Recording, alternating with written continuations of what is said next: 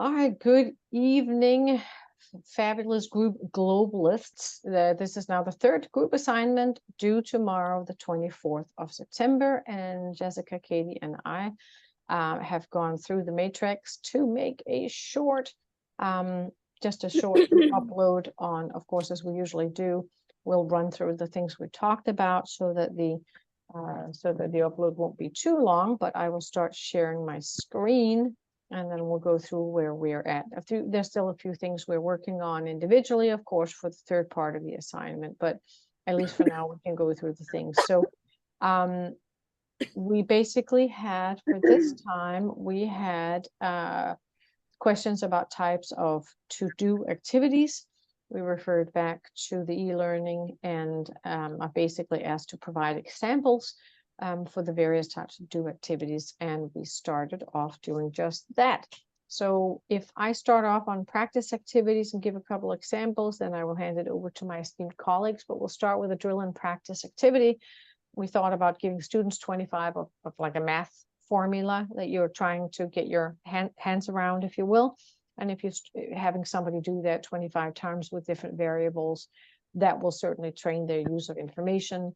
You could also do it as a grammar practice skill to practice some conventions, independent clauses versus dependent clauses, which would be very helpful as well. The more times you do things, typically, as long as you understand it and have explanation as to why things work a certain way, it'll help you become to excel to mastery, or at least you'll be able to do it a lot quicker, which is good for test purposes. So Jessica, you want to go ahead with the hands-on activities? All right, so for hands-on activities, we mentioned showing students how to perform a pivot macro in Excel and then asking them to make their own macro by only giving them 3 X variables and 3 Y variables, which I think is pretty complex and helpful for students to learn. Then when it comes to guided analysis activities, we said, for example, a nutrition class, you could classify foods in different food groups and compare their nutritional values. You could also compare and contrast them against 2 other food groups and have students compile that information. And then also another example of a guided analysis activity could be like recreating famous artwork using a different style or a different era technique. And then you can compare and contrast the original time period art style with the newer or the different art style from the different eras, and kind of like have students give input on which they prefer why. And then also I'll just wrap up this one for teamwork activities. Giving students like a team to work with and a collective assignment so that they can do different activities, and asking them to each provide examples for discussion within the group, sort of like what we're doing here within our group discussion activity. Sounds good. Thanks, Jessica. Katie, you want to take it away in the discovery activities that we talked about? Sure. Discovery activities. Can you guys hear me okay? Yep, absolutely. It's still good. Awesome. So discovery activities, we've got some virtual labs. So perhaps asking students to mix compounds, see the results, just as you would in a regular lab. Then the example here is such as a weak acid and a base solution. And then that link there will give some good examples of virtual labs from Chem Collective. Definitely. And then case studies. Students use case studies in order to use critical thinking skills. For this example, to investigate invasive species on different ecosystems. So more of a science-related example for that one. And then grading students just based on written reflection and their analysis and collection of the data. And then finally, role-playing scenarios. I love this one. So historical plays, having them act out or play out different parts of a play or a drama, or having to defend a person in sort of a historical context. And they love the example here of Hamilton. The kids, they love Hamilton. That is a perfect example of something that you could do for a role-playing scenario. Definitely. I've even seen it. It was fabulous. And I just realized right now as we're looking at it, we completely, perfect. We put that game situation. I know we also talked about it's a little bit scary, right? Because virtual labs, certainly during COVID, I think for many people was really fantastic, and you at least got your hands on it. And I can also understand why some chemistry kids or students might say, but you know what, it's not, doesn't feel the same. It doesn't, you don't feel like you're taking, you know, the instruments and you're doing anything. And I can certainly understand that if you're in a study where like you're about to become a doctor, or you're working on something where you really need to have hands-on experience, that you feel this is maybe not a, that is not a good enough, if you will, supplement. But I always like to think of it like, you know, pilots, they have flight simulators, right? And I am perfectly happy that they do tons of flight simulations, you know, in addition to their regular flight time, because again, at least I think if you, even in a virtual setting, have experienced something goes wrong, as with most things in life, if you see it enough many times, you have a different level of calm about it. So I think virtual simulations are a great thing for most things, for you to kind of, as long as they're very real life, that they're real helpful. Yes, I actually add something that just Please, popped into my yeah, head. please do, baby, absolutely. I remember I have a little brother, Yeah. and when it came time for him to do in his biology class, his frog dissection, I think it was, he Oh God. absolutely did not want to do it.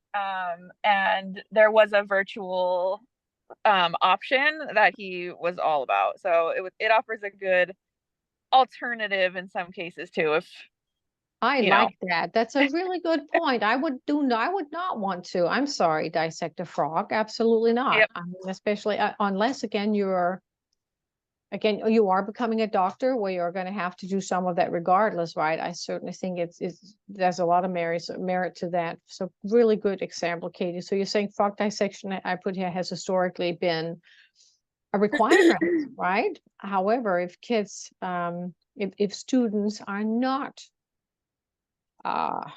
let's say, like, are not willing to do this for the informational aspect of the experiment, I'll put here a virtual experiment would appear adequate. I'd certainly say that's enough, unless somebody proves us wrong. So cool. Going into games and simulations, quiz show games. We talked about Kahoot or Mentimeter. If you somehow spice up the curriculum, maybe put some like pre-made quizzes into the curriculum, and maybe you can give somebody sort of like game leveling up. You can give them points towards the school store use, or maybe even the teacher can give them points. We talked about for a rainy day. It's really awesome to have goodwill points in the bank. I've always found that if you're willing to put in the job, it's sometimes we all might just have a bad day, or something went wrong, or we got nervous, or we're not familiar with a certain style. So it's awesome if you can still not lose your space in grades, if you can gain a little points. I think it's very appealing. Jessica, you want to go ahead with word puzzles? Go from there. Yes, give me 1 second. Yeah. All right, so word puzzles, we talked about setting up like a subject matter anagram word puzzle game to support information or a lesson taught in like a specific subject. So if students are learning like you know, invasive species, getting those vocabulary words and kind of arranging them into anagrams so that students can identify them. Yeah. And for that, we would suggest like maybe each word having an associated clue on the side of the anagram to kind of give that extra support for students. Yeah. We also talked about jigsaw puzzles, making a special message of a story or a poem into a jigsaw puzzle and asking students to put it together to complete the poem. Also possibly giving them extra points for knowing who wrote the poem. Yep. Sure. Yeah. Do you want me to keep going, or? Yeah, go ahead. Absolutely.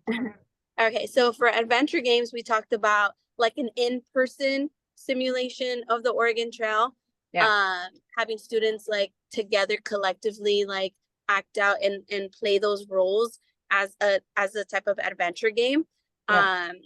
And if you don't know this game, it's a game where students are given roles and they're given like different obstacles that they have to overcome and make decisions on, given, you know, the context or the historical context of that time. So for example, you know, if you need water, you see a stream, you have to decide whether you want to drink from it or not. And, you know, if you decide to drink it, a possible consequence or effect could be, you know, getting ill from the water. So that was that. And then we talked about software I just need to ask simulation. how many lives do we have? Because I just feel very Jumanji all of a sudden. You get one. You know? I think Okay, you get one. Oh, that's awful. I'm not sure I would do well with that. Okay, sorry. Go ahead. Software simulations. We talked about creating like a budget using Excel spreadsheet, showing students the long-term effects of working within your budget and how challenging that may be, right? Given like different professions that you may, you know, possibly get into, or income levels that you might fall in. So to give that students that real, you know, practice with that. We talked about device simulations, and Meta and I actually participated in this. I don't know, Katie, if you were there too. Yeah. What? What did Yeah. you do? But we, in one of our classes, in the EdTech program, we had the opportunity to go to the virtual reality. I remember we did, didn't we? Downstairs room in the below the library. Yeah. And we put on the VR glasses, and it really helped us to see and really live and experience the different historical time periods. For example, the one that we mentioned on our spreadsheet is the civil rights movement. Yes. And, you know, seeing how people of color were affected and treated during that time. So I think that would be awesome for students to have that same opportunity. Personal response. Which ETEC class was that in? I did not get to do that. I can't remember, and I know the class went, and I went afterwards. Yeah. I'd been on a business trip, but I remember that whole sensation of sitting in that cafe. And yeah, it was really daunting, right? I mean, you were like right there, and it was really quite powerful. And I thought, what a way to create empathy. Yeah, it was with Dr. Adams. It was Dr. Adams, that's right. Yeah. And I'm not sure which class it was. But it was, we met. Was that 5? We met. No, 510 was Farmer, 525, I think. It was maybe 525, but it was like an in-person, like we had to go on Saturdays in person on campus. Oh, okay. If it's 525, I'm taking that one now. So maybe I just haven't had the opportunity yet. Okay, cool. Oh, you're going to enjoy that. That is so cool. That's a really cool experience. Yeah. It's, I'm looking it's forward cool to that. to see like what the campus has, like the different resources we have on campus. Definitely. But personal response simulations, we talked about if students in class have clickers and can respond to instructor questions like, you know, Jeopardy, instructors can possibly easily gauge their understanding of a topic. This type of response can also provide immediate feedback on exercise and teaching style, especially if after each question you kind of just use that opportunity, that time to discuss the correct answers or possible answers. Mathematical simulations. Meta, do you want to talk about this one? Because I think you put those links. Good. No, absolutely. We found a couple of links to some, like, again, virtual tech learning labs and online physics and math simulations. And it is just, I mean, how awesome, right, that you can do this online these days. If you feel you're kind of hesitant on a subject, right, you can have people go through it for you. So there's a ton of simulations out there. And the last one we discussed, of course, was environmental simulation. We talked a little bit about it, actually very close by Cal State, right? In Santa Ana, you've got the Bowers Museum where they have an earthquake simulator, which is really interesting because you go in and it shakes the living daylights out of you, and you get kind of a sort of a very real feel for how much it means, you know, to have kind of when the different levels of the Richter scale sets in. Now, it doesn't really take into account whether you're right on top of the epicenter or you're further away, but it makes you realize it's quite daunting, you know, how it feels to be sitting on top of an earthquake. So we put those in. Cool. Then we're done with the types to do ones. I think we've got some good examples. Then we were asked to provide, under question 2, a couple of different examples for each of the types of do activities. One kind of do activity was helping and understanding, the other one was helping, remembering and understanding, and the other one was applying knowledge and creating. Katie, do you want to start off with the first kind of do activities we talked about to help create and understand? Yeah, so for the first one, we talked about quiz cards as an opportunity to kind of test knowledge and having to memorize different phrases or concepts and test their memory of those things, as well as understanding. So when you flip over the card to check if you've got it right or not, you're building that knowledge and checking to make sure that you actually understand and remember it. And I didn't even ask you, ladies, when you've gone through exams, is this something you've done a lot? Because my thought, oh my God, it would have been so helpful. I know my kids, my not so kids anymore, but we're doing it when they did AP US History and AP Gov and stuff like that. They have this very fancy flip cards. Did you find that one? You love those? I mean, I saw those for different exams, which I thought was really amazing.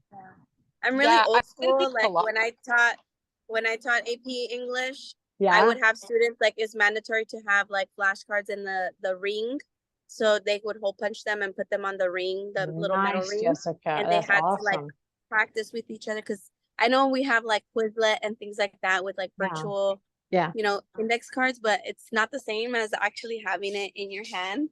True. Very true. So yeah, I really like that. It's also nice. You can, go out in the yard now, go out in your garden and lie on a blanket and have all your quiz cards with you. It's just, it's very cool. Sorry, interjecting. So go ahead. What do you want to do? B, but also back to A, I would do this a lot for myself when I was long time ago. I started off going to nursing school, and this was something that was super helpful for me with different like medical concepts. I would do this and just like that, kind of go to the park and have all my cards with me and flip through them, making sure I remembered and understood everything. Love that. That's awesome. Cool. Okay, E, drag and drop. So having to pair up a concept with its explanation, kind of almost matching in a way, but just kind of making sure that the students rather are able to pair up what goes with what. Yeah, definitely. That sounds good. And Jessica, you want to run through the last ones? Then we did do activities. So here we talked first about remembering and understanding, then we talked actually applying knowledge and creating something.